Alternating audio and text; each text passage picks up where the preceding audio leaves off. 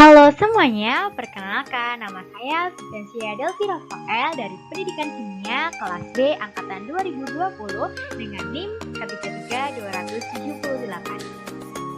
Nah, pada hari ini kita akan belajar bersama mengenai gaya kimia terlebih pada gaya antar molekul.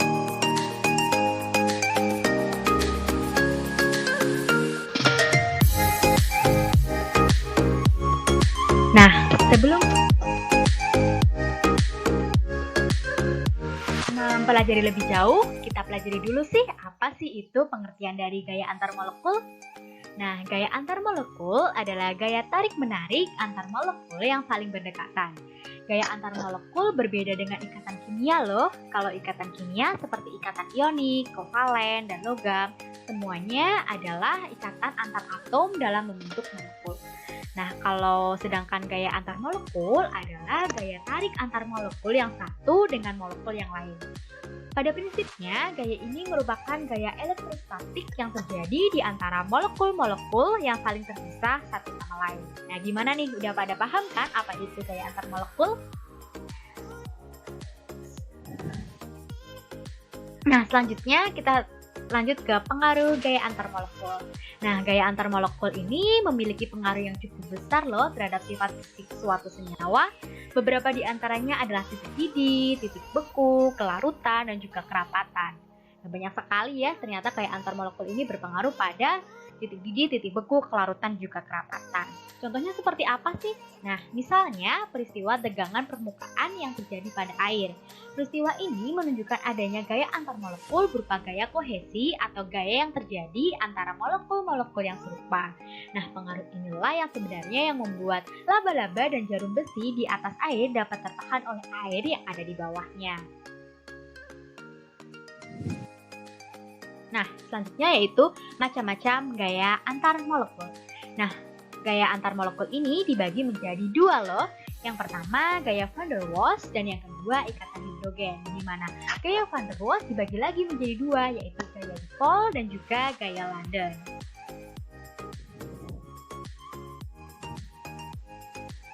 Yang pertama, gaya van der Waals.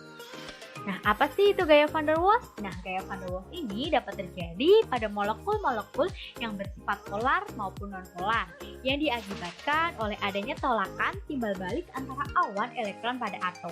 Pada molekul polar, gaya ini dikenal sebagai gaya dipol-dipol, sedangkan untuk molekul non-polar disebut sebagai gaya dispersi London atau biasa dikenal sebagai gaya London.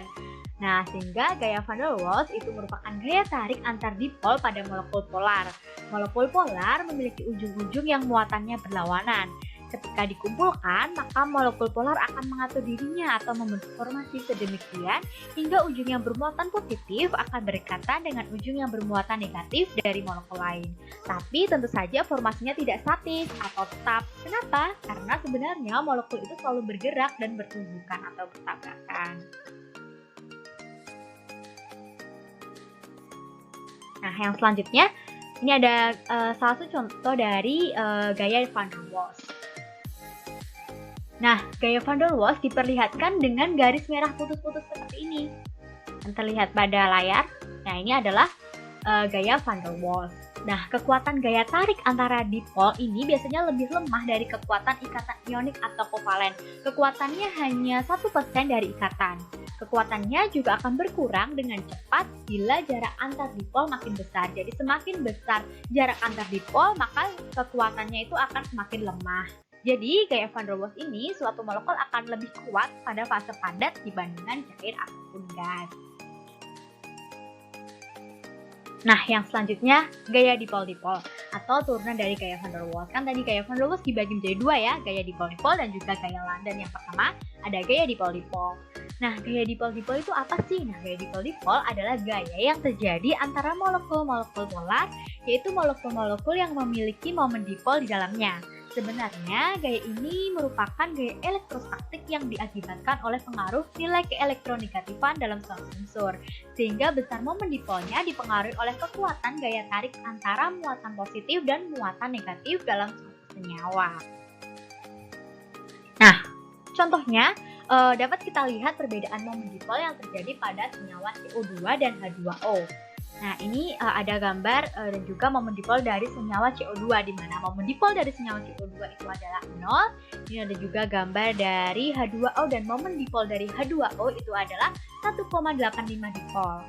Nah, dari gambar tersebut dapat kita ketahui bahwa kedua molekul masing-masing merupakan senyawa ikatan kovalen. Namun kedua senyawa tersebut memiliki nilai kepolaran yang berbeda, yang mana senyawa H2O merupakan senyawa polar karena atom oksigen lebih elektronegatif daripada hidrogen, maka pasangan ikatan ini akan cenderung tertarik pada atom oksigen.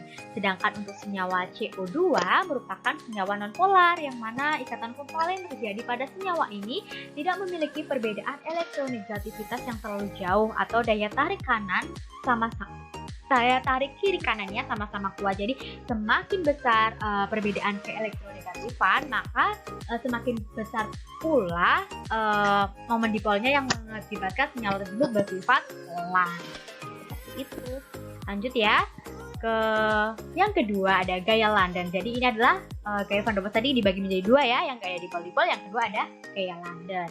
Nah, gaya London merupakan gaya yang terjadi akibat adanya tarik-menarik terinduksi oleh sebagai akibat dari adanya gaya dipol-dipol sementara dalam suatu senyawa. Jadi gaya London itu adalah gaya dipol-dipol tapi sementara dalam suatu senyawa. Nah, walaupun gaya London ini tergolong lebih lemah daripada gaya dipol-dipol, namun gaya ini dapat bertahan sehingga menyebabkan adanya tarik-menarik antar molekul. Ukuran molekul yang lebih besar memiliki pengaruh yang lebih besar pula terhadap gaya London. Jadi, semakin besar ukuran molekul, maka gaya Londonnya pun akan semakin besar. Semakin besar molekul, maka akan semakin mudah untuk membentuk gaya London dengan momen dipol sesaat. Hal ini diakibatkan oleh adanya awan elektron yang lebih mudah berimbas atau berayun pada molekul yang besar. Oleh sebab itu, besarnya pengaruh ini sekaligus dapat mempengaruhi titik didih dalam suatu senyawa. Semakin kuat gaya London yang terjadi, maka titik didih senyawa tersebut akan semakin tinggi.